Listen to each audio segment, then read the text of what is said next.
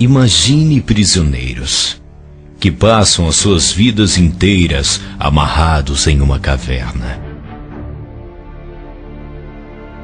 Foram amarrados de forma que não conseguem olhar para trás, apenas para a parede em sua frente. Em suas costas está uma fogueira, e entre eles e a fogueira há um caminho. Imagine que diariamente uma variedade de objetos passam pelo caminho. E evidentemente, as pessoas que conduzem suas vidas, suas formas, criam sombras curiosas na parede. Este é o único mundo que os prisioneiros jamais conheceram. As sombras e os ecos de objetos que nunca viram.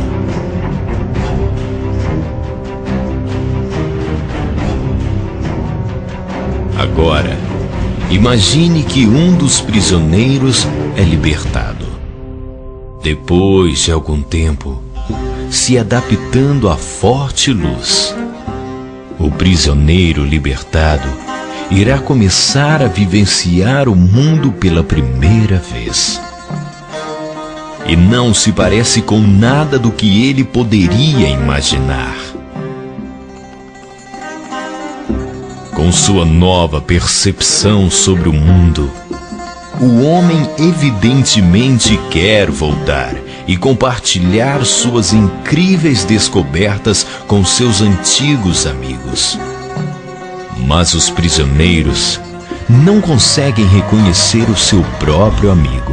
Ele se parece como todas as coisas. Sua voz é um eco distorcido e seu corpo uma sombra grotesca. Eles não conseguem entender sua fantástica história sobre o mundo fora da caverna. Para eles, isto nunca existirá.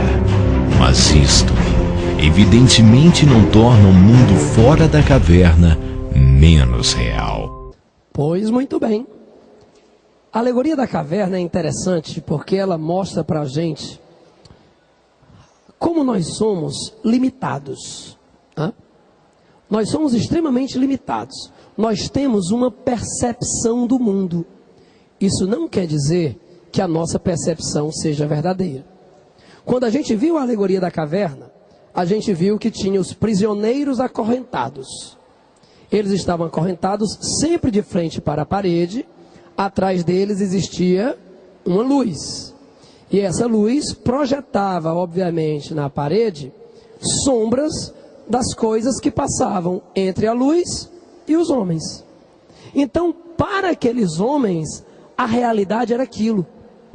A realidade eram aquelas sombras. E os sons que eles ouviam, obviamente, numa caverna, né, era distorcido, era o eco. Você vê, um bocado de gente falando ao mesmo tempo, numa caverna. Aquilo era a realidade para eles. Aí um belo dia, vai ser liberto. E o que vai ser liberto, ele vai sair da caverna. E vem o primeiro impacto do conhecimento. O conhecimento, ele dói, ele maltrata, né? Quando a gente não conhece nada, ou pelo menos acha que conhece alguma coisa, e se percebe que a realidade que a gente acha que é verdade é equivocada, obviamente a gente não vai ficar feliz com isso. A gente vai ficar chateado, dizer, mas rapaz, eu pensei minha vida todinha que era assim, né? Me lembro uma vez, quando eu me casei, né, há 17 anos atrás, aí eu me casei e fui com a minha esposa, que a gente foi para Salvador, e aí eu queria conhecer, porque eu achava alguns lugares, lá tem alguns lugares que deve ser muito massa. E aí eu ouvi aquela música, passa uma tarde em Itapuã. Aí, rapaz, Itapuã deve ser massa. Meu amigo, quando eu cheguei lá nessa praia de Itapuã, que eu olhei, eu disse, não acredita não, é só isso aqui, é. Mas não faz mal não, vou encontrar um outro lugar que deve ser massa. A Praça Castro Alves. Praça Castro Alves deve ser uma coisa gigantesca, né? Porque no carnaval temos a Praça Castro Alves é do povo, né? Deve ser muito grande para caber aquele povo do carnaval todinho. Aí quando você chega lá, é um triângulozinho aí desse tamanho, só com a estátua. Que é isso aqui, ó? O conhecimento machuca. O conhecimento, ele dói, não é não? Eu tinha uma impressão de uma realidade e constatei outra. Então, na hora em que você tem as suas percepções, às vezes, elas podem lhe enganar. As suas percepções, elas podem lhe enganar. É o que o Platão vai dizer. O mundo sensível, ele pode nos enganar, porque ele é um mundo apenas das percepções. Mas a razão não nos engana, porque a razão, ela nos faz perceber a realidade. A razão, ela nos leva para o mundo das ideias, que é o mundo perfeito. Então, dessa forma, tendo conversado sobre Platão, vamos resolver a sexta questão. Muito bem. A sexta questão vai dizer assim: para Platão, o que havia de verdadeiro em Parmênides era que o objeto de conhecimento é um objeto de razão e não de sensação. E era preciso estabelecer uma relação, era preciso estabelecer uma relação entre o objeto racional e o objeto sensível ou material, que privilegiasse o primeiro em detrimento do segundo. Lenta, mas irresistivelmente, a doutrina das ideias formava-se em sua mente. O texto faz referência à relação entre razão e sensação, um aspecto essencial na doutrina das ideias de Platão. De acordo com o texto, como Platão se situa diante dessa relação? Olha o que vai dizer aí a letra D. Afirmando que a razão é capaz de gerar conhecimento, mas a sensação não. Foi o que acabamos de falar. O mundo das ideias, ele é perfeito. A gente passa a ver o que é o real. O mundo material, ele nos engana. Olha lá, os caras que só viam as sombras. Os caras que só viam as sombras, eles estavam equivocados. Olha eu, quando pensava que a Praça Castro Alves era bem grandona, que eu pensava que a Praia de Itapuã era legal, né? Estava equivocado.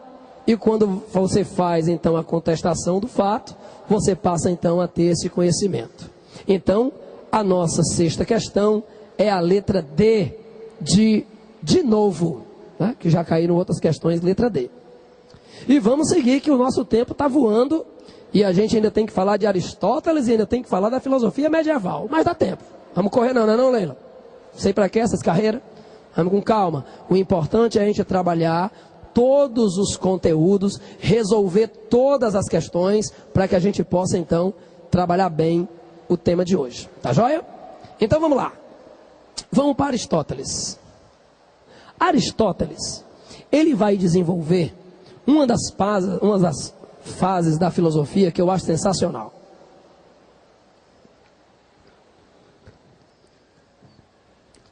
Me fez lembrar 1989. Muitos de vocês nem nascidos eram. E eu estava entrando na faculdade de filosofia, na UES, né?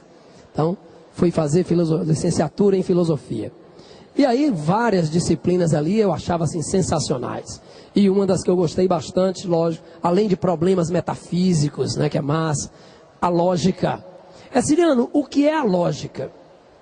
Para o Aristóteles, como é que a gente desenvolve o conhecimento? O conhecimento, ele se passa através do que chamamos de dedução. A gente vai deduzir. Como é que a gente vai fazer isso? Vamos fazer um exercício de acordo com a lógica aristotélica, beleza? Não vamos falar de Hegel. Quando a gente for falar de lógica hegeliana, já vai ser um outro encontro. Não tem nada a ver com o que eu estou falando agora. Agora vamos falar da lógica aristotélica. Vamos lá, um exercício. Aristóteles então vai dizer: todo homem é mortal. Ele deu uma primeira informação, que ele chamava então de primeira premissa. A primeira premissa ou primeira informação, ele diz: todo homem é mortal. Ele vai dar uma segunda informação. Pedro é homem. Então, de acordo com Aristóteles, ele agora nos deu duas informações. Uma, que todo homem é mortal. A segunda, que Pedro é homem. Pois, se essas duas informações estiverem corretas, nós chegamos a uma conclusão correta. Se todo homem é mortal e Pedro é homem, isso quer dizer que Pedro é mortal. Porque Pedro é homem, assim como todos os homens são mortais, então Pedro vai ser mortal. Veja que o Aristóteles, ele não está buscando a informação, o conhecimento, num tal mundo das ideias, não. Ele está buscando o conhecimento através de um pensamento lógico, de um pensamento racional, de um pensamento dedutivo. Então, se as premissas estão corretas, a conclusão será correta. Você só pode fazer esse tipo de afirmação se as duas premissas estiverem corretas, beleza? Você não pode dizer que uma conclusão se uma das premissas for falsa. Se você tiver uma premissa falsa, você vai chegar numa conclusão falsa. Se você tivesse colocado assim,